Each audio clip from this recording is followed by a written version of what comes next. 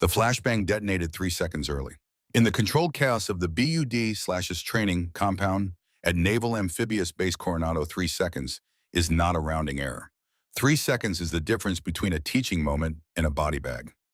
The device designed to simulate the disorientation of close-quarters combat for the 14 SEAL candidates running a building clearance drill malfunctioned in a way that nobody in the observation room above had ever seen before. The scatter pattern was wrong. The angle was wrong. And Petty Officer Second Class Casey Holt was standing in exactly the wrong place when it happened. She felt the impact before she heard the sound. Something hot and fast struck her left forearm with enough force to spin her half a step sideways. The metal fragment, roughly the size of a thumbnail, jagged on one edge, had punched through the sleeve of her tan uniform and buried itself just below the surface of the skin near her radius. Blood followed immediately. Dark, purposeful, the kind of bleeding that doesn't ask permission. It simply begins. The training exercise stopped. Instructors were already moving across the compound floor, boots loud on the concrete radios crackling. Two Navy corpsmen stationed at the perimeter broke into a run toward her position. From somewhere above, through the thick glass of the observation window, 3 senior instructors had gone very still. Casey raised her right hand. Palm out, fingers together, the universal signal that cuts through noise faster than any word. Stop. Her voice followed a half-second later, carrying the clarity that does not come from a classroom. It comes from somewhere else entirely. From rooms where the air tasted like copper and diesel fuel, and the only sound louder than the gunfire was your own breathing. I'm good, she said. Continue the exercise. Nobody moved. The candidates stood frozen in a loose cluster near the doorway they had been clearing. Some were still crouching. One had his weapon raised at nothing.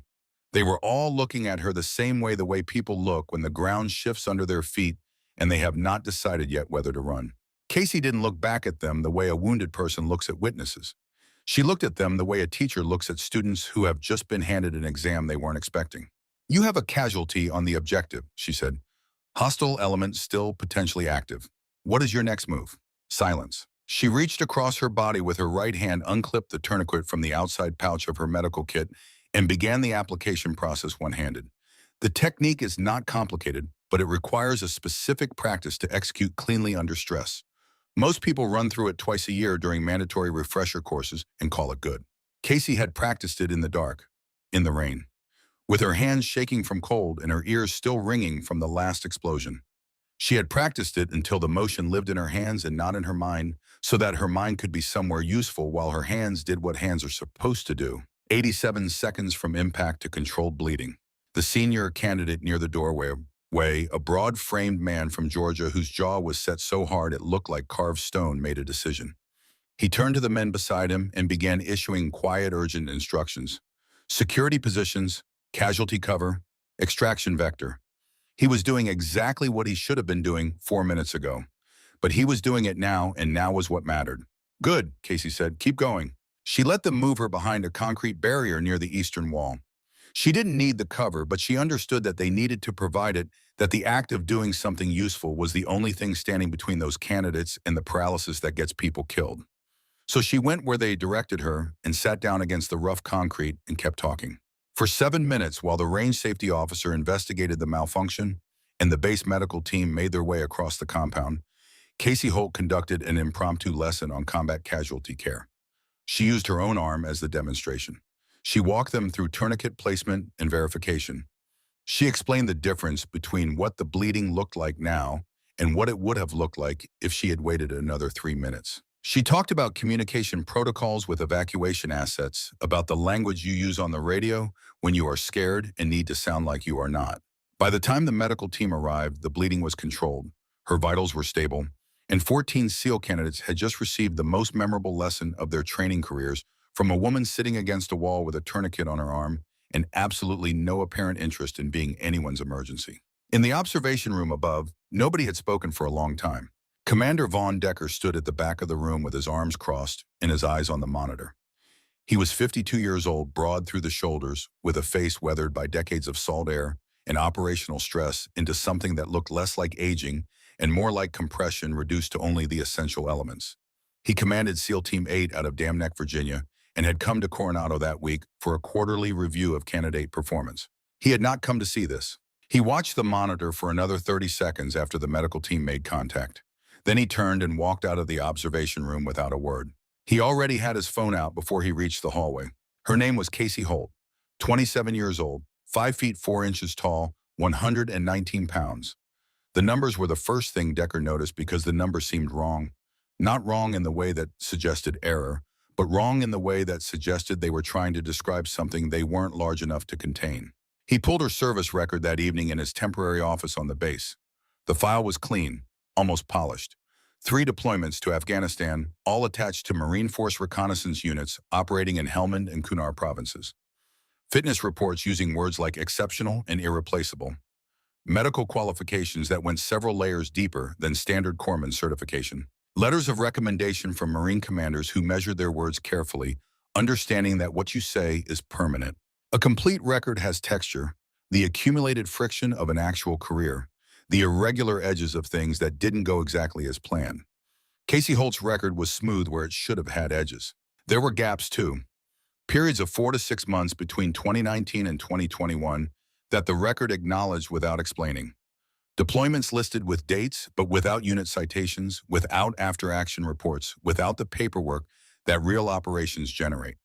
And at the end of the file, a single page marked with a classification level that sat above Decker's current clearance, a solid black rectangle where information used to be. He stared at that rectangle for a long time. Then he submitted a formal request for the complete file, including all classified attachments. He had a feeling it would take a while to come back. Casey Holt arrived at Dam Neck, Virginia on a Tuesday morning in late October. The air off the Atlantic was already carrying the season's first real cold, the kind that gets into your shoulders before you realize it has happened. She drove her own truck from San Diego 3 days mostly alone, mostly quiet, and arrived with a single duffel bag and the expression of someone who has spent a long time getting used to being the first of something. She had been assigned as the team corpsman for SEAL Team 8, the first woman to hold that position in the unit's operational history. The briefing room where she met the team for the first time was a rectangle of fluorescent light and folding chairs. 11 men ranging from their mid-20s to their early 40s, each carrying the quality of stillness that comes not from passivity, but from controlled readiness, coiled the way a spring is coiled. They were polite, professional in the way that professionals are polite when they haven't decided what they think of you yet. Gunnery Sergeant Colt Reeves sat in the second row, third from the left. He was 39 years old, built like a man who had been doing hard things for a long time and had the body to prove it, with eyes that conducted their assessments quickly and filed the results somewhere you couldn't see. He was the team's senior enlisted man. He had seen 3 corpsmen rotate through this position in 18 months. One had been medically separated after a training injury. One had requested reassignment after 6 weeks. One had simply not been adequate to what the job required. He had professional reasons for his skepticism. He did not pretend otherwise. "Welcome aboard," he said when Decker introduced her. "You got combat experience." 3 deployments, Casey said. Kunar and Helmand, Marine Force Recon. "How long with Recon specifically?" 14 months with the same battalion. Shorter attachments before and after for specific operations. Something shifted in the room. Not dramatically, not the kind of shift you could point to and name, but the quality of attention changed the way a room changes when someone says something that requires recalibration. Marine Force reconnaissance did not work with corpsmen who couldn't keep up. The terrain they operated in, the distances they covered, the pace they maintained, these things had a way of revealing quickly and without apology exactly what a person was made of. A corpsman who had lasted 14 months with the same recon battalion had been tested in ways that most medical personnel were never tested. Reeves said nothing else, but his eyes moved over her once more, and the recalibration was visible if you were watching for it. Master Chief Orson Briggs was watching. He was 51 years old, sitting at the far end of the back row, a large and quiet man with gray threading through close-cropped hair and a face that communicated very little on purpose. He had been with the teams for 23 years and had developed over those years an accuracy of perception that doesn't appear in any manual, but that experienced operators recognize immediately in each other. A way of noticing things that weren't offering themselves to be noticed. He had noticed something when Casey walked into the room. He couldn't name it yet, but he filed it the way he filed everything, in a place where he could return to it when more information arrived. The team spent the first week in the training rotation. Physical conditioning at 0500 weapons qualification through the morning tactical exercises in the afternoon. Casey moved through all of it with the focused competence of someone who had learned that the fastest way to earn respect in an unfamiliar environment was to do the work and let the work speak. She finished the 4-mile morning run in the middle of the pack. Not first, not last. The strength circuits were harder, her frame required more effort per pound than the men around her. But she did not stop and she did not ask for accommodation. And by the end of the first week, Petty Officer Kyle Ferris, 24 years old, and not yet practiced at keeping his assessments to himself, said, "Not bad, Doc," with an inflection meant to be condescending and landing somewhere closer to genuine. She said, "Not done yet," and kept moving. The real test came on day 9. The team was running a long-range patrol exercise in the Pine Flatlands, south of the base, full combat, loads rough terrain, a pace designed to stress rather than simply train. Casey's medical rig alone was 41 pounds. On top of that, personal weapon ammunition, water communications gear. Her total load was 73 pounds on a frame that weighed 119. 8 miles in Petty Officer Second Class Aaron Kettner started losing the pattern. He was 24 years old, newer to the team, still adapting. His pace began to fragment, not dramatically, but in small inconsistencies that added up for anyone paying attention. Slower cadence, a subtle forward lean that wasn't fatigue, it was compensation. His face had passed through red and was moving towards something paler. Casey noticed from 12 feet back. She moved up beside him without changing her own pace, watching his gait in the peripheral way she had been trained to watch. "Kettner," she said quietly, "and talk to me." "Good to go, Doc." The automatic answer. She had heard it in 3 different countries from men in significantly worse condition. "That's not what I asked. Answer it honestly." He was quiet for a moment, then, "Little dizzy, probably just the heat." She checked his pupils without making it obvious, dilated despite the bright, overcast sky. She noted the fine tremor in his left hand and the way his right foot was landing slightly late, the small overcorrection of a vestibular system working harder than it should have been. "Commander," she called forward, "request halt for medical check." Decker called the halt without hesitation. The team took security positions while Casey moved Kettner to the shade of a large pine, sat him down, and opened her rig. His core temperature was 103.4. Not critical. Trending. "You're done for today," she said, not a question. Kettner started to object. Reeves, who had moved to their position, quietly cut him off. "Doc says you're done," he said. "You're done." There was no discussion after that. Casey called for vehicle pickup and spent the next 20 minutes in the shade, with Kettner cooling packs on the major arteries water, with electrolyte tablets, vital sign checks every 4 minutes. She logged everything, she monitored everything, and she did it with the manner of someone who had done this before under conditions that made this look like a routine inconvenience. Because she had. That evening, Decker stopped her on the way to the dining facility. "Good call today," he said.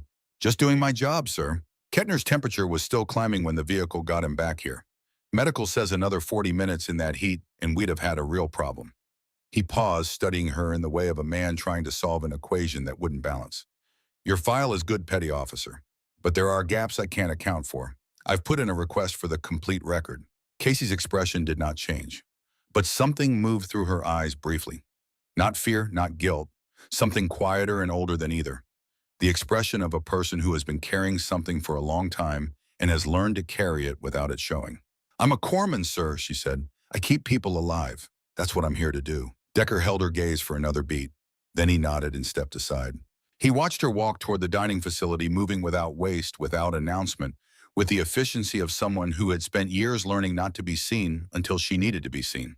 He went back to his office and checked the status of his records request. Still pending. Orson Briggs found the first piece of the answer on a Thursday afternoon. The team was running a weapons maintenance session in the armory after a full day on the range cleaning and inspecting equipment, the unglamorous but essential work that keeps men alive in the field. The armory smelled of solvent and gun oil and the warmth of weapons recently fired. Casey was at a bench near the far wall working on her M9 sidearm.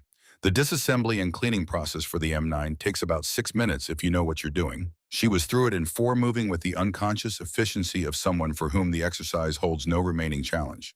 Then she reached for the cleaning rod. Her right hand moved 6 inches to the left before she caught it and corrected. 6 inches. In the wrong direction. Toward a space on the bench that contained nothing, a space positioned exactly right for the cleaning kit of an M24 sniper rifle. Muscle memory, but not the muscle memory of a pistol. Briggs was 15 feet away and had been watching without appearing to watch. He noted the motion, noted the correction, noted the way Casey's jaw tightened slightly before her expression returned to neutral. She had caught her own error. She knew what her hands had been reaching for. He didn't look away. He simply added this piece to the others and let the picture continue developing. 3 days later, during a combat life-saving refresher that Casey was running for the team, he found a second piece. She was demonstrating correct positioning for treating a chest wound, penetrating trauma, to the upper thorax, survivable with the right interventions in the right order. She had Ferris on the training mat as the casualty and was talking through the assessment sequence in the flat professional tone of someone who has used this language when the stakes were not simulated. Her hands moved to position the casualty. Correct by every standard medical protocol. But the angle she chose wasn't just good for treatment, it was good for everything. The corner she had selected gave natural cover on two sides. The position she had created meant that anyone entering through the main door would see the casualty before they saw the treating medic. The window on the north wall sat at her 3 o'clock, visible without turning her head. And a trauma bag placed deliberately, not casually, sat at an angle that would provide half a second of auditory warning from behind. None of this was in any corpsman training manual. Briggs looked at Reeves. Reeves was already looking at Briggs. Neither spoke. Casey moved on to the next station, her voice continuing, steady and professional. The room moved with her, but Reeves held his position for a moment longer, looking at the corner she had chosen, and something was working in his face that wasn't quite expression, more the ghost of a conclusion arriving ahead of schedule. He filed it. He would look at it properly when there was time. The classified file came back to Decker on a Wednesday evening 3 weeks after Casey had joined the team. It arrived in a sealed envelope with classification markings that required him to read it alone in a secure room with no copies made.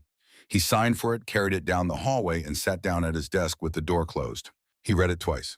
Then he sat back and looked at the wall for a long time. Casey Holt had indeed served as a Navy corpsman with Marine Force reconnaissance units. That was true, and it was a legitimate assignment. Real deployments, real work, genuinely earned credentials. But it had been a cover for something that appeared in the file in the spare, reluctant language of an operation that had never wanted to exist on paper. Between March 2019 and September 2020, Casey Holt had been a member of a joint CIA and Joint Special Operations Command program that deployed female operators into environments where male soldiers drew immediate and dangerous attention. The program had run for 5 years. Fewer than 20 women had been selected across its entire existence. Most of their missions remained classified at levels requiring a separate approval process well above Decker's current standing. Casey's specialty within the program was listed in 4 words: precision marksman, counterterrorism operations. What followed those 4 words, 47 confirmed eliminations over 18 months at ranges between 800 and 1,400 meters. 0 failed missions. Multiple commendations that could not be officially recorded. A performance record placing her in the assessment of the program's director among the top 5% of precision shooters in the American military establishment, regardless of gender, regardless of anything except the numbers themselves. She had been 23 years old when she took her first confirmed shot, 25 when she took her last. The record noted a final mission, Northern Syria 2021. Her spotter, a Special Forces operator named Sergeant First Class Webb Calloway, had been killed by unexpected fire from a position that had not appeared in the pre-mission intelligence. He had pushed Casey out of the line of fire and received the round that had been traveling toward her. She had completed the mission, eliminated the target, extracted Calloway's body under sustained fire, and carried it to the extraction point alone. She had been offered medals, accommodations, continued service with increased responsibility. She had declined everything, every medal, every commendation. She had submitted a single written request, 3 sentences for transfer to forward medical duties with Marine combat units, the most dangerous conventional posting available, the furthest possible distance from what she had been doing. The psychological evaluation following her transfer request was marked pending. The evaluating psychiatrist noted survivor guilt, a possible PTSD diagnosis, high-functioning, well-managed on the surface, potentially vulnerable under sustained stress. The recommendation had been for continued monitoring and regular counseling. There was no record that she had ever followed up. Decker closed the file and sat with it. He understood now. He understood the composure in the Coronado training compound with a metal fragment in her arm and blood on her sleeve. He understood the way she moved through dangerous situations with a calm that he had been trying to name since the first moment he saw her. Not the absence of awareness, but the product of it. The calm of someone who had been in the hardest rooms and come back and had learned there that falling apart was a luxury the situation could not afford. He understood all of it except one thing. He pulled the file back open and found the entry he had passed over. Father Sergeant Major Daniel Holt, U.S. Army retired, Fort Bragg, former JSOC sniper instructor. Decker sat forward. He knew that name. He had known it for 30 years. In the fall of 1994, a junior Special Forces officer named Vaughn Decker had sat in a classroom at Fort Bragg for a 3-week precision marksmanship intensive run by a quiet spare man with Gulf War dust still in his lungs and the most complete understanding of long-range shooting Decker had ever encountered. The kind of teacher who didn't just tell you how to do something, but made you understand what it demanded of you to do it right, what it cost to do it wrong. That man had been Sergeant Major Daniel Holt. Decker remembered one thing above all else from those 3 weeks. Said on the last day standing at the front of the room, looking at 12 officers who had come through his course. The rifle doesn't make you dangerous. Knowing when not to use it does. Decker looked at the photograph in the file. Casey Holt, age 27, in a service photo that showed nothing of what she was. Just a woman in uniform looking at the camera with an expression that gave away exactly nothing. Daniel Holt's daughter. He closed the file and held it for a moment, thinking about what it meant to carry a skill like them. The skill her father had built, the skill he had used, the skill she had walked away from. What it cost to put it down. Whether a person who has put it down is ever truly free of it. He locked the file in the secure drawer, turned off the desk lamp, and walked into the cold Virginia night. Outside the perimeter, the Atlantic was invisible, just a sound beyond the fence line. Steady, patient, indifferent to everything happening on this side of it. He thought about Casey running in the dark, as Briggs had mentioned. The early mornings and the evenings. The routes she chose, always alone, always moving. People who run like that aren't running for fitness, Decker knew. They're running because standing still is worse. Part 2, the promise she broke. FOB Fenney sat in the Cunard River Valley like something the mountains had dropped and forgotten. The base occupied a narrow strip of flat ground between the river to the east and the ridgelines to the west, and the ridgelines were never empty. You understood that quickly when you arrived, the way you understand weather, not as a fact you learn, but as a condition you live in. The mountains watched, the valley breathed, and somewhere beyond the wire at all hours there was the quality of attention that combat zones carry like a permanent atmospheric pressure. Something out there was always awake. SEAL Team 8 had been at Fenty for 6 weeks. The operational tempo followed the pattern that experienced operators knew well, hard enough to maintain edge, measured enough to prevent the cumulative exhaustion that turns good people into liabilities. Days ran long, nights ran longer. The team spent daylight hours working with Afghan National Army units on the eastern side of the valley, running joint patrols, building the institutional knowledge that counterinsurgency required and that nobody ever fully succeeded at building. The nights belonged to intelligence work, target development, pattern of life analysis, the patient construction of operational pictures that sometimes paid off and sometimes didn't. Casey moved through the rhythm of it without complaint and without fanfare. She ran sick call every morning at 700 in a plywood room designated as the aid station, a dignified title for a space roughly the size of a generous closet equipped with what she had carried in and what the supply chain had seen fit to send, which was not always the same thing. She treated heat casualties, minor training injuries, a respiratory infection that moved through the team in the 3rd week like a rumor. She kept records. She maintained her supply inventory with the attention of someone who understood that what she had on hand at 0300 on a bad night was exactly what she had and nothing else. Reeves watched her do all of it with the attention of a man revising an opinion he hadn't fully formed yet. He didn't revise it quickly. He didn't revise it out loud. He had been wrong about people before, and had learned that the cost of being wrong in the field was not something you wanted to carry. So he watched and measured and kept the verdict in deliberate suspension, which was the most honest thing he knew how to do. It was a Tuesday morning, 4 days into the 6th week, when Briggs found his second piece. The team was running a combat life-saving refresher inside the main operations building, a practical exercise focused on managing multiple simultaneous casualties under simulated fire conditions. Casey was running the session, moving between stations, correcting technique, asking questions that forced the men to think rather than simply execute. The 3rd station involved treating a penetrating abdominal wound in a partially exposed position. 2 casualties, 1 ambulatory, 1 critical. Limited cover. The men working through it kept making the same error, positioning themselves for treatment access, without accounting for the angles of the space around them, leaving their backs to doorways sitting in lines of fire from windows they had stopped thinking about. Casey went through the correction 3 times. On the 3rd, she physically repositioned the treatment site, moved the simulated casualty 4 feet to the left, adjusted the angle, tucked the position into the corner where 2 walls met.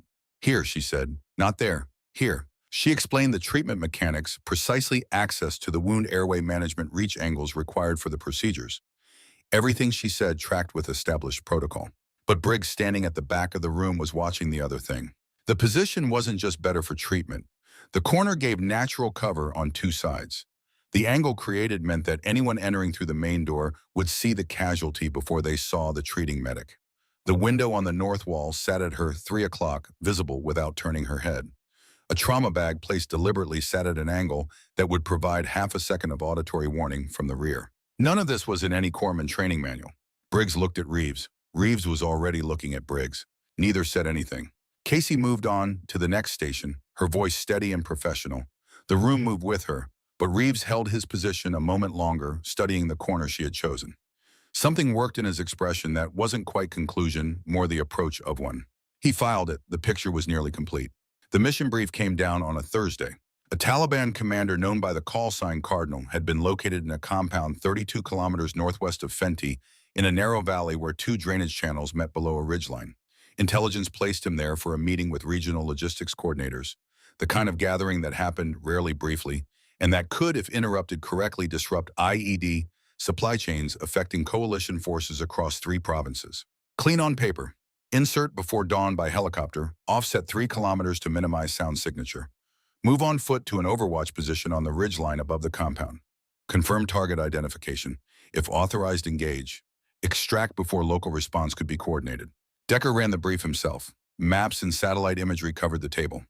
The team stood around it with the density of attention that comes from men who understand that what they are looking at is not academic.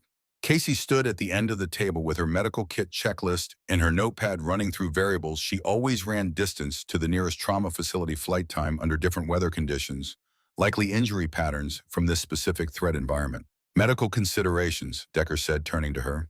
Nearest surgical capability is at Bagram. 90 minutes by air in good conditions. We're outside the golden hour for any critical trauma if we have to wait for CASEVAC coordination. I'm carrying additional hemostatic agents and a second chest seal kit. If someone goes down critical and we can't move, I need an LZ within 400 meters of our position. Any questions on the brief? Nobody had questions. What remained was execution. They inserted at 0312. The helicopter dropped them in a dried wadi smelling of dust and cold stone rotors, already fading, as the team moved into formation.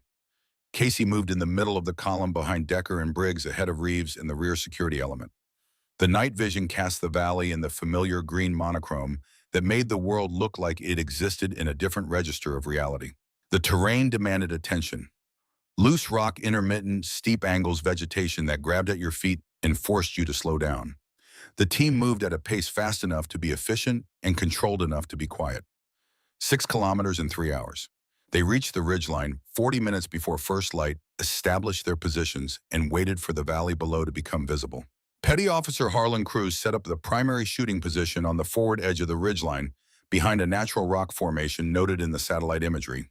He was a precise, methodical shooter with good instincts and a reputation for staying calm. He settled in behind the M11, adjusted his position, and began the patient process of acquiring and cataloging the compound below. Casey set up 8 meters back and to the right in a depression, giving her cover from the ridgeline and clear sight lines to both Cruz's position and the rest of the team. She laid out her medical kit in the sequence she always used by probability of need. What she would reach for first was closest. What she hoped she would never reach for was at the back. Dawn came slowly, light moving down from the peaks and stages, the compound resolving from darkness into shape, into detail. Cardinal appeared in the courtyard at 0641. Gray clothing, cell phone, the posture of a man who had conducted these meetings before and expected to conduct them again. The armed men around him moved in the casual patterns of people whose alertness had been softened by too many uneventful mornings in too many similar locations. Decker confirmed identification through his spotting scope, contacted the Tactical Operations Center. The exchange was brief. Authorization came back clean. Cruz to Decker said, "You have clearance." What happened next happened in the time it takes to draw a breath. The ambush had been waiting for that transmission. Machine gun fire opened from a position on the eastern ridgeline, a concealed emplacement in a rock formation nearly invisible in the satellite imagery because the fighters had built it slowly over weeks, shaping it to match the natural terrain profile. They had known the team would come to this ridgeline. This was the only ridgeline offering the required observation angle. The trap had been designed around the logic of the mission itself. The first burst caught Cruz. The round hit him in the right shoulder with enough force to spin him sideways off his position and drop him behind the rock formation. He was alive, Casey knew from the sound he made, the sharp vocalization of acute pain rather than the different sound of something worse. But his right arm was not functional. He was pressing himself against the rock with his left hand, and his face was the color of wet concrete. Simultaneously, fire opened from a second position on the northern slope, 3 fighters with an RPK light machine gun targeting the central element where Decker and Briggs had established command. The angle of fire was designed to prevent movement. To the south, 2 more fighters were moving through brush toward the ridgeline access trail, cutting off the extraction route. The team was in a crossfire from 3 angles. Decker was already on the radio working the problem with the controlled urgency of experienced command, not performing calm but channeling everything into the sequence of decisions that had to be made in the right order. Calling for air support, repositioning elements, doing everything correctly. But the machine gun on the eastern ridgeline was the dominant threat. As long as it operated freely, anyone moving toward Cruz was exposed. Anyone evacuating Cruz was exposed.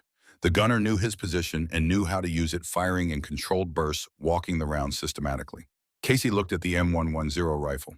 It was 3 meters from Cruz's position on the wrong side of the rock formation. In the open, 840 meters of open valley between it and the eastern ridgeline machine gun. She looked at it for exactly the time she needed. Then she looked at Decker. "Sir." Her voice came through the radio with a quality that made Decker stop mid-sentence. Not because it was loud, because it had the frequency of a person about to say something that cannot be unsaid. "I can take that shot." 4 seconds. In 4 seconds, Decker processed what she had said and what it would have to mean for her to say it. Processed the file he had read 3 weeks ago in a secure room with the door closed. Processed everything Briggs had communicated over 6 weeks in the form of quiet observations that carried no official weight, but that Briggs did not offer without reason. Processed the compound mathematics of the situation, what they had, what they needed, what the gap between those 2 things was going to cost if it wasn't closed in the next 60 seconds. Reeves spoke first. He was 15 meters to Decker's left, behind a rock outcropping managing the fire from the northern slope. He had heard what Casey said. He had taken his own 4 seconds. "Boss," he said, "letter." There was a weight in those 3 words that would have been difficult to explain to anyone who had not been in similar places with similar men. Colt Reeves had spent 6 weeks observing Casey Holt with deliberate professional skepticism. He had watched her position casualties at angles corpsmen didn't learn. He had watched her hands move toward weapons in ways that bodies don't move unless the training runs very deep. He had built his verdict carefully, and what he was saying now, 3 words into a radio in the middle of a firefight, was that the verdict was in. He believed her. "Do it," Decker said. Casey was already moving. She reached Cruz in a low sprint, covered the distance, dropped behind the rock formation beside him. She assessed him in the time it took to reach past him for the rifle right, shoulder through and through arterial involvement, uncertain right arm, motor control 0. She pulled a pressure dressing from her kit and applied it with her left hand while picking up the M110 with her right. Not technically how pressure dressings were designed to be applied, but how the situation required. "Keep pressure here," she said, placing Cruz's left hand over the dressing. She settled in behind the rifle. The M110 was familiar in a way she had spent 3 years trying to forget. The weight was right. The stock geometry was right. Her cheek found the correct weld without instruction. 4 counts in, hold 7, 8 out. 840 meters. Eastern ridgeline. The machine gun position was visible 2 fighters behind a natural rock berm, the PKM set on a bipod, the gunner working it with focused efficiency. Wind out of the northwest, approximately 9 miles per hour based on vegetation movement in the valley below. Elevation difference between her position and the target, roughly 60 meters of rise. Temperature near 51 degrees Fahrenheit. The M110 was zeroed at 300 meters. She was shooting nearly 3 times that distance, working entirely in manual correction territory. She exhaled half a breath, found the space between heartbeats. Squeezed. The round hit 6 inches high and 8 inches right. She worked the bolt without moving her head from the stock reacquired. The target ran the correction. Too much wind compensation. Bullet drop at this range steeper than her hands remembered, the predictable result of 3 years without live fire at extended range. She adjusted, made it mechanical, made it a problem with a solution rather than a performance with an audience. Second shot. The machine gun went quiet. The silence had a texture to it different from the silence before the ambush. This was the silence of something interrupted. The fighters in the second and third positions took 3 seconds to register what had happened, and those seconds were enough for Decker to reposition two elements for the team to establish angles that had been unavailable 30 seconds earlier, for the geometry of the engagement to shift from trap to something manageable. Casey worked the rifle for another 22 minutes. She thought in technical terms only: distance and wind and the movement of men through terrain, Cruz's blood pressure, and whether the pressure dressing was holding and at what point she needed to return to medicine. The estimated arrival time of the air support Decker had called and how many additional minutes the current position needed to hold. She did not think about her father. She did not think about Sergeant First Class Webb Calloway, 31 years old when he died in Syria, with her rounds still in the chamber and his body between her and the line of fire. She did not think about a promise made in a hospital in Ramstein, Germany, to a woman on a phone in a house in Oregon, that she was done with this, that she was through, that she was coming home. She thought about the shot. The helicopter gunships arrived at 07:43. By the time the last fighter had withdrawn from the field, Casey had fired 17 rounds. She had 14 confirmed hits at ranges between 600 and 900 meters. She set the rifle down beside Cruz, who had been watching her from 2 feet away with an expression that had moved through pain and confusion and arrived somewhere that had no easy name. "You're doing well," she told him, checking the dressing. "The bleeding is controlled. We'll move you in 4 minutes." "Doc," he said. His voice was rough. "Don't," she said, not unkindly. "I know." She began preparing him for movement, checked his airway, reassessed vitals, administered a measured dose of morphine sulfate from the file in her kit's interior pocket. Her hands were steady. They had been steady throughout. The team extracted without further contact. Cruz was loaded onto the Casvac bird at 08:19. The base surgeon's prognosis was guardedly optimistic. The round had missed the subclavian artery by 11 millimeters. Surgery required recovery measured in months, but he would keep the arm. Casey filed her medical report on the flight back to Fenty. Times, measurements, interventions, outcomes. A successful combat casualty response with 1 serious injury and no fatalities. It did not mention the rifle. It did not describe the way her hands had felt when she picked it up, or the specific character of the moment when the second shot landed, and she understood that she was back inside the thing she had told herself she had left forever. She finished the report and looked out the window at the mountains below. Briggs found her an hour after they landed. She was standing at the edge of the ramp behind the operations building, looking east toward the ridgeline. Not at anything specific, just looking the way you look when you need somewhere to put your eyes while your mind does something it can't do in public. He stood beside her without speaking. Let 30 seconds pass. Then he put his hand on her shoulder, flat, deliberate. 1 second, 2 seconds gone. The gesture that doesn't perform anything, that simply confirms a thing without a word. Then he walked away. She stood there for another minute. Her satellite phone buzzed. She looked at the screen, her sister's number from Portland, Oregon. The call counter showed 11 previous attempts since the night before. She answered. What happened in the next 4 minutes was not something she would describe to anyone for a long time. Her sister's voice. A time. A room in a hospital in Portland where their mother had gone into cardiac arrest at 3:47 in the morning, which was 12:17 Afghan Standard Time, which was 40 minutes before the Casvac bird put down at Fenty, which was before Casey had written the medical report, before Briggs had put his hand on her shoulder, before any ordinary machinery of aftermath had started running. Ruth Holt had been 64 years old. The emergency response had been fast. It had not been fast enough. Casey stood in the same spot on the ramp until the call ended. Then she stood there a little longer. She put the phone in her pocket. She walked to the supply building at the back of the compound gear, waiting for inventory, half-empty boxes, equipment that hadn't found its place yet. She went inside, sat down on the floor with her back against a shelving unit, knees up, hands flat on her thighs. She sat in the quiet for the first time she could remember, sitting in quiet without trying to fill it with something. Outside, the generators kept their steady note. The mountains were the same as they had always been. Decker found her 20 minutes later. He sat down in the chair near the door, the only chair in the room, and did not ask her how she was doing. He understood the question had no honest answer worth giving. "Your father told me something in 1994, he said. "I sat in his corset brag for 3 weeks. Casey looked at him. Her face carried the honesty of a person who has run out of energy for composure and arrived at something truer underneath it. "He said the rifle doesn't make you dangerous. Knowing when not to use it does." Decker leaned forward, forearms on his knees. "I've been thinking about that for 30 years. I think today I understand it better than I ever did before." She said nothing. "What you did on that ridgeline saved this team," he said. "Cruzesu is alive. Nobody else went down. That is a direct consequence of your decision." He paused. I also understand why the decision cost you. And I understand that whatever else it cost you today, I understand the cost is real. He reached into his jacket and set a folded form on the floor beside her. Authorization for dual-role equipment issue, he said. A precision rifle assigned to you with formal documentation of your secondary capability within the team's operational structure. You maintain your primary function as corpsman. The rifle is available when the situation requires it at your discretion under my command authority. He stood. You don't have to decide tonight, but I need the option formalized before the next mission. He walked to the door and stopped. I'm sorry about your mother, he said. Briggs told me. She looked up.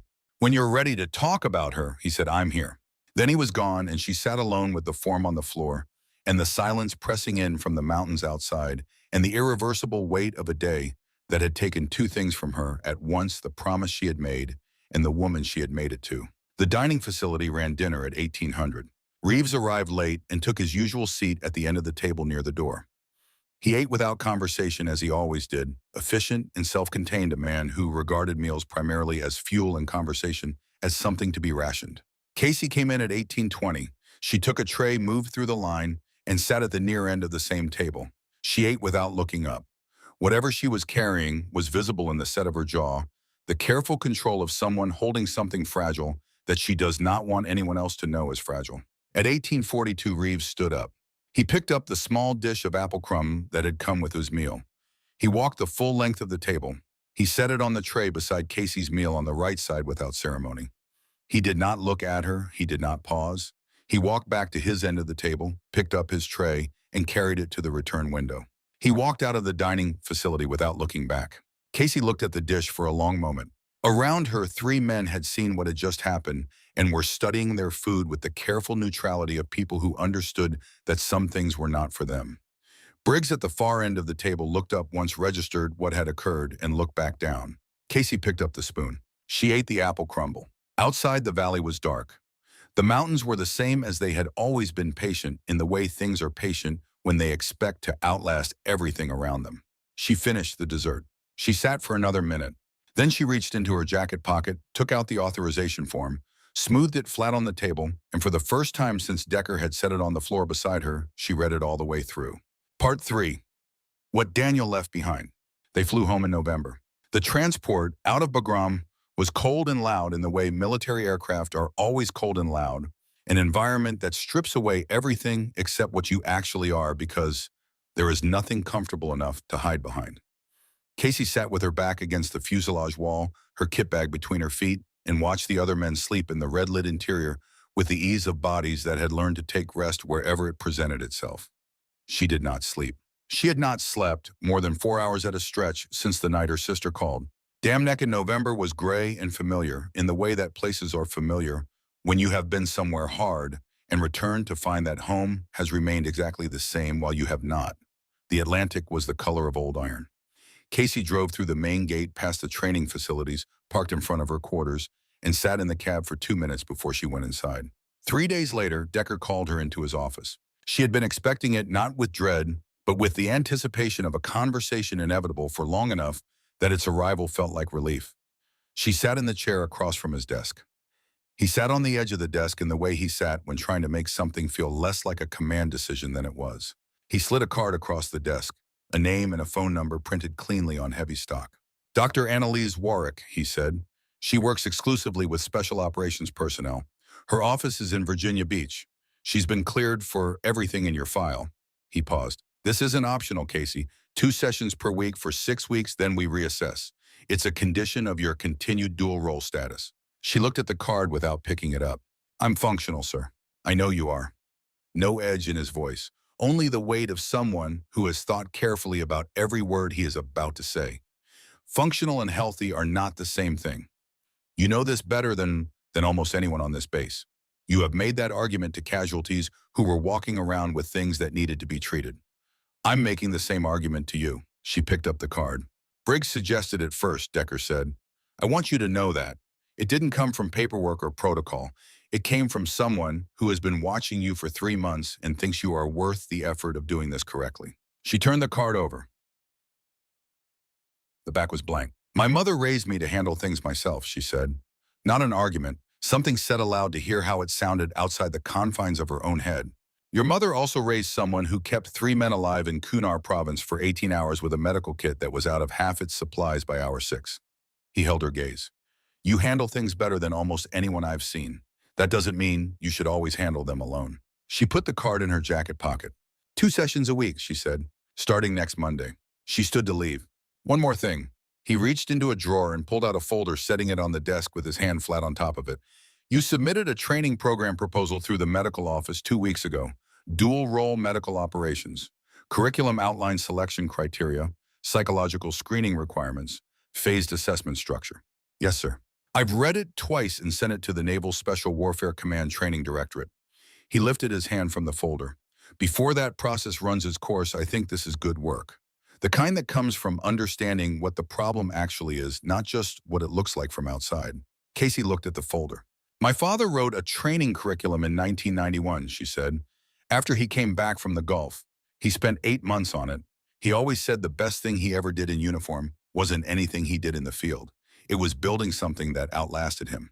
Decker nodded slowly. He was right about that. She left his office and walked into the gray November air and stood for a moment with her face into the wind, eyes closed, the cold working into the spaces between things. Then she called Dr. Annalise Warwick. The sessions were not what she had expected.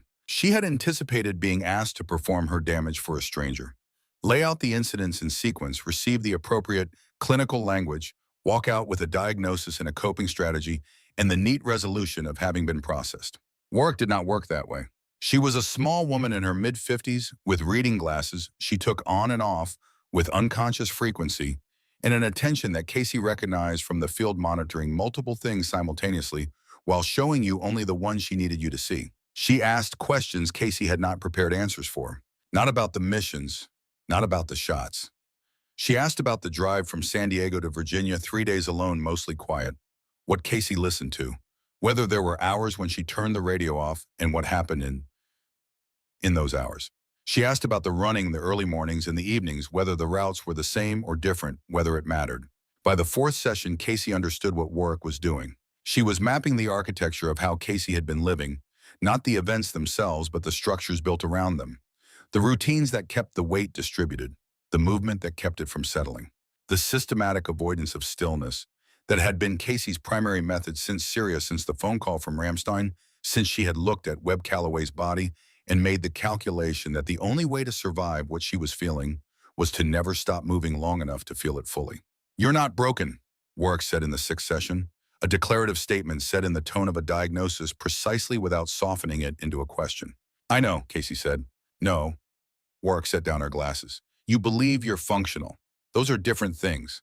Functional means you can perform your job. Not broken means the fundamental structure of who you are is intact, which it is, and which most people in your situation would not be able to say. She paused. The difference matters because people who believe they're only functional eventually stop trusting the function. They start to suspect that if they stop moving, everything will collapse. And then the movement itself becomes the problem. Casey sat with that for a long time. She would have been proud of you, Warwick said, quietly. Not as a technique. Casey looked at the window. She was already proud of me, she said, and her voice was steady, not practiced, actually steady. That was never the question. The question was whether I was going to honor that or waste it. And now I know the difference between the two. The Naval Special Warfare Command Training Directorate approved the dual-role medical operations program in February. The approval came with funding a designated training facility at Dam Neck and a cohort of 15 students selected from medical personnel across the Special Operations Community, Corpsmen, Army medics, 1 Air Force pararescueman who had been trying to find a course like this for 6 years and filed his application 11 minutes after the program announcement went out. They had been chosen because they had the foundation to carry the work. They did not yet fully understand what that would require.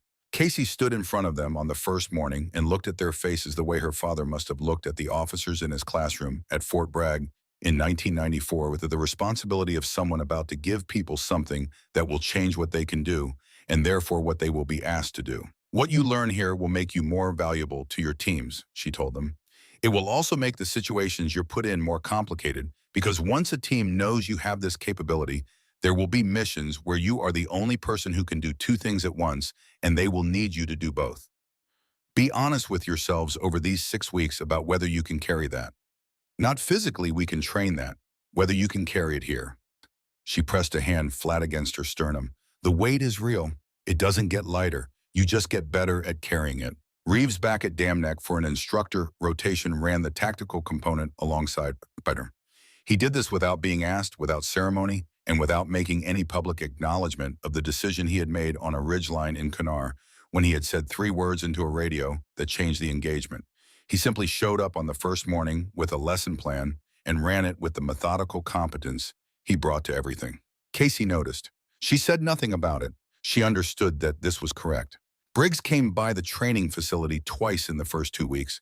He stood at the back of the room and watched the sessions with the same quality of attention he had brought to everything since Casey's first morning at Dam Neck. On the second visit, he stayed after the students had gone. Your father would recognize this, he said. He was looking at the curriculum diagram on the whiteboard, the phase structure, the careful sequencing of technical skill and judgment training, the psychological checkpoints woven through the program like load-bearing walls. I borrowed his architecture, she said, his 1991 curriculum, the sequencing logic. How did you get access to it? He kept a copy in the basement, in a cardboard box with his deployment journals. She capped the marker she had been using. I found it after he died. I didn't understand why he'd saved it until I needed to build something myself. Briggs nodded once the same nod he had given her on the ridgeline, the one that contained everything necessary and nothing else. The Military Medicine and Tactics Integration Conference convened in Norfolk, Virginia on the third Thursday of March. It occupied a conference hall 2 blocks from the waterfront, the kind of institutional space with good acoustics and bad lighting where the military's serious conversations tended to happen. 240 attendees representing medical, operational, and command functions from across the services. Casey's slot was at 1400. She had prepared for 6 weeks. Not the slides those had taken 3 days. The rest had taken 6 weeks, and some of it had taken 3 years, and some of it had taken her entire life. She stood at the podium and looked at the room. My name is Petty Officer First Class Casey Holt, she said. I serve as the lead corpsman for SEAL Team 8 out of Dam Neck, and I'm the founding instructor of the dual-role medical operations program. I'm here to talk about something that makes people in this room uncomfortable, the formal integration of precision fire capability and combat medicine in the same operator. She advanced to her first slide. Casualty survival rates, numbers times distances, the mathematics of what happens to a human body when treatment arrives at 4 minutes versus 14 in environments where that distinction is not a logistical variable, but a tactical one. She spoke for 35 minutes without notes. She described the ambush in Kunar not in the language of trauma, not in the language of heroism, but in the flat specific language of a problem that presented itself in the resources available to solve it. She talked about what was lost when capability was artificially separated by category, when the person with the medical skill and the person with the shooting skill were required to be different people in situations where being different people meant someone died in the gap between them. She talked about cost. I'm not advocating for turning all medics into shooters, she said. I'm advocating for acknowledging that the skills required for this work, the emotional regulation, the decision-making under pressure, the capacity to shift between modes of attention without losing the thread, these are not opposed to each other. They are related. The same person who can hold a casualty's airway and talk to them calmly while the world comes apart around them is the same person who can hold a precise firing solution under those same conditions. The common element is not the skill, it is the character. She advanced to the final slide, a photograph of the Holt Protocol Training Facility at Dam Neck. 15 students' first cohort assembled on the training ground before the beginning of the course. Casey was at the left edge of the frame, half cut off. She had decided not to correct the framing. We have graduated 8 of 15 students from the first cohort. 4 are pending final assessment. 3 did not complete the program, which was the expected attrition rate and which we regard as a feature of the selection process rather than a failure of it. The 8 graduates are currently assigned to operational units.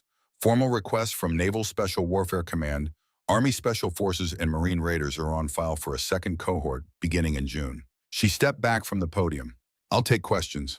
A surgeon from the Army Medical Corps raised his hand from the 4th row, a general's star on his collar, the bearing of a man who had spent decades being among the most qualified people in any room. Petty Officer Holt, the ethical dimensions of what you're describing, asking medical personnel to take lives, how do you personally manage that reconciliation? The room, which had been attentive before, became something different now. The quality of silence shifted, pulled tight like a wire under tension. Sir, she said, I'll be honest, I don't manage it perfectly. Nobody doing this honestly manages it perfectly. She paused, choosing her next words with the care she gave to everything that mattered. What I have learned through work that I did not want to do and needed to do is that humans are capable of holding complexity that appears contradictory but isn't. I value life deeply in ways I couldn't fully articulate before I had seen enough of it threatened. That value is what makes me a good corpsman. It's also what makes me willing to eliminate a threat about to take the lives of people I'm responsible for protecting. The tension between those two things is not a problem to be solved. It is the condition of the work. The only question is whether you have the foundation to carry it without it carrying you. The surgeon was nodding slowly, another question forming in the forward lean of his posture. But before he could voice it, a sound came from the back of the room. Ma'am? Not loud, but it reached her across 240 people across the width of the hall, across a distance that had nothing to do with the room's dimensions. She looked up. A man in his mid-20s was standing at the back of the room near the center aisle. Marine Corps service uniform, dark blue with gold buttons worn with the deliberate correctness of someone who had dressed carefully that morning for a purpose. He was tall, dark-haired, carrying himself with the density that certain kinds of experience leave on a young body. His face. She knew his face. Not from a photograph, not from a file. She knew it the way you know the face is present, during the defining hours of your life, in the marrow, in the part of memory that keeps things without your permission and holds them regardless of whether you want them. Corporal Eli Garner. He had been 20 years old in the Kunar Valley, the youngest of the 12 who went in, the newest to the unit. She had spent more time talking to him during the long hours of the third night than to anyone else because she had understood that keeping him talking was keeping him present, and keeping him present was keeping him alive. She had followed him to Oregon, in her words, to Bend to Crater Lake in July, to his grandmother's house with the garden, because that was where he needed to go, and she would follow him wherever he needed to go until they were out of there. She had not seen him since the extraction. He walked down the center aisle, now moving with a deliberateness that the room accommodated without quite understanding why. 240 people had gone very still. They were watching the way people watch when something is happening that they can't name but understand somewhere below explanation is true. He stopped at the front of the room. His face was calm, the calm of a person who has thought a great deal about a moment before arriving in it. He looked at her without performance, without the management of emotion, just with the plain, undecorated fact of a man who had something to say that had been a long time coming. I read about this program 4 months ago, he said. I saw your name on the announcement, and I drove from Camp Lejeune to be here today. He paused. I needed you to see something. He reached into the interior pocket of his uniform jacket and took out his phone. He turned the screen toward her and held it up. A photograph. A little girl 2 years old at most, sitting in a patch of afternoon sunlight on a back porch. Blonde hair, an expression of complete absorption in whatever was in her hands, a small object held up to the light, studied with the unself-conscious intensity of a child who does not know she is being watched. My daughter, Eli said. Her name is Casey. The silence in the room was the kind that comes when 240 people collectively understand they have no right to interrupt what is happening in front of them. I named her after the woman who would not quit, he said. 3 years ago in a valley in Kunar province, I told you to stop twice. I told you it was over. I told you I was done. His voice was level but carried the specific weight of words held for a long time and only now released. You told me no both times. You kept working. You kept talking. You kept me in it when I had decided I was out. He lowered the phone. I have a daughter because of that decision. Casey stood at the podium and made no attempt to manage what was moving through her face. There was no longer any mechanism for that and no reason for one. I've thought a long time, Eli continued, about what to say to you if I ever had the chance. I wrote things down and crossed them out. I drove here with a speech, a brief pause and something close to a smile. I'm not going to give it. He put the phone back in his jacket. Your mother raised someone who saves lives, he said. That's not breaking a promise. That's keeping it. The response that moved through the auditorium was not applause in the conventional sense. It was something quieter and more significant, a collective exhale, a release of something held, since the room first went still, a recognition moving through 240 people of truth that requires no decoration and no amplification. Casey stepped away from the podium. She came down the 2 steps at the side of the stage and walked to where Eli was standing. He was still present in that deliberate way, still calm, and when she stood in front of him, he did not look away. She put her hand out. He shook it, and then because the gesture was not sufficient for what was in the room, he placed his other hand over hers and held on for a moment, and she let him. And that was what it looked like from the outside, two people holding on in a conference hall in Norfolk in March, surrounded by people who had the good sense to let them have it. They had dinner that evening at a restaurant on the waterfront. Decker came, Briggs came. Reeves sat at the end of the table and ate his meal with characteristic economy and said less than anyone else, which was appropriate and which everyone understood was its own form of presence. Eli talked about his daughter, the house in Jacksonville, North Carolina, close enough to Lejeune that he could hear the artillery on training days, which he had decided was a feature. He talked about what he wanted to do next, the direction his life was moving, the understanding he had arrived at about how to use the time that had been given back to him. Casey listened and thought about her father in his basement at the work table, where he had spent the last years of his career building a curriculum that outlasted him. She thought about the cardboard box she had found after he died, the curriculum, the deployment journals, the photograph of him at a firing range somewhere in Kuwait in 1991, young in a way she had never seen him in person, squinting into desert sun with an expression recognizable as his, even across 30 years and the distance of death. She thought about the drive from San Diego to Virginia in October, the miles running under the truck, the weight present in the passenger seat, like a companion who had traveled with her so long, she had forgotten what it felt like to travel without it. She thought about Warwick's office and the sessions that had dismantled the architecture she had built around the wound and allowed her for the first time to see the wound clearly enough to understand its dimensions, not to fix it because wounds of that kind don't fix, but to build something around it that was structure rather than avoidance. She thought about Reeves and the apple crumble set down without ceremony on a tray in a dining facility in Afghanistan. She would still be thinking about it in 30 years because it was true in a way that speeches were not. She thought about Webb Calloway. She did this deliberately, which she had not been able to do for a long time. She thought about his face and his voice and the quality of his attention that had made him exceptional at the work they did together.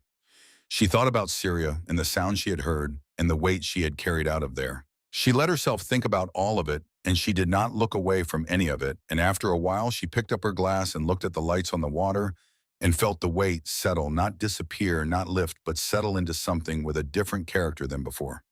Less like a punishment, more like a foundation. The training facility at Dam Neck was quiet in the early morning. Casey arrived at 06:30 before the students, before the administrative staff, before the day had populated itself with the ordinary noise of ongoing work. She let herself in with her key card and walked down the corridor to the office assigned to the program, a room with a window facing east toward the water. She sat down at her desk. She opened the center drawer and took out the photograph she had carried since the drive from San Diego. Her parents at their wedding, 1982. Her father, 26 years old, in army dress uniform, with the lean look of a young man who had not yet become the person the years would make him. Her mother, 20 years old, in a dress that caught the light, laughing at something off-frame, with the unself-conscious ease of a person entirely, completely present in the moment she occupies. Ruth Holt, who had asked one thing of her daughter and received something different, who had loved her anyway, always in the way that parents love their children when they understand that love is not possession and never was. Casey set the photograph on the desk. She placed it in the upper right corner, facing her in the position where she would see it when she looked up from her work. She had kept it face down in the drawer since October. She was done with that now. Through the window, the Atlantic was coming visible in the early light, pewter and flat, the horizon a clean line between water and pale March sky. In 2 hours, the second cohort of the Holt Protocol would arrive for their first morning. 15 people who had been selected because they had the foundation to carry what the work required, who did not yet fully understand what that would mean, and who would learn it in the weeks ahead, the way you learn the things that matter. Not all at once, not cleanly. In accumulation, the way character is built from the materials of actual experience. Casey had a lesson plan on her desk and a cup of coffee going cold. She heard a door open somewhere above her, the second floor Decker's office, the particular sound of that specific handle that she had learned to recognize over months. She did not look up from her desk, but through the upper edge of her window, she could see, at an angle, the light from his office falling across the exterior wall. A pause, long enough to mean something. Then a single movement visible in the changed quality of the light, someone stepping back from a window. The small, unannounced gesture of a man who has looked at something and found it satisfactory and returned to his work without needing to announce what he had seen. Casey looked down at the lesson plan. Outside on the perimeter path, a figure came into view moving east toward the waterfront at a steady, unhurried pace. Orson Briggs, beginning his morning, the way he began every morning, without announcement, without witnesses, required the work its own sufficient reason. He passed the window without looking in, She watched him go and then turned back to her desk. In the upper right corner of her field of vision, her parents looked out from the photograph at whatever it is people look at in old photographs. Some moment just off frame, some ordinary miraculous instant of being alive and together and present that a camera caught in 1982, and that had survived everything since. The light came in across the water and lay flat and clean across the desk. She picked up the pen. She thought about the name on the door of this office, the whole protocol not named for herself but for her father, which was the right way, which was the only way it could have been. And she thought about the first cohort of graduates now assigned to teams across the country, each of them carrying something they had built in this room and on these grounds. And she thought about the second cohort arriving in 2 hours and the cohorts after that, and the ripple of it moving forward in ways she would never fully see. She thought about a little girl in Jacksonville with blonde hair and a stone held up to the afternoon light, bearing a name she would grow into without knowing its full weight, without knowing what it had cost, without needing to know, because that was how legacies were supposed to work. Not as burdens handed down, but as foundations built quietly for people who hadn't arrived yet. She thought about 9 names she carried. She carried them now the way work had helped her learn to carry them, not as evidence of failure, not as a debt she could spend her life trying to repay, but as the reason the work mattered. The reason precision was not optional. The reason she was still here, still teaching, still refusing to pretend that any of this was simple or resolved or finished. 4 counts in, hold 7, 8 out. The pen moved across the paper. Outside, the second cohort was pulling into the parking lot. She could hear the vehicles, the doors, the sound of people assembling with the particular quality of attention that came from having chosen something difficult and arrived at the first morning of it. Casey Holt wrote the date at the top of the page, March damn neck, another beginning, and did not look up until she was ready. She was ready.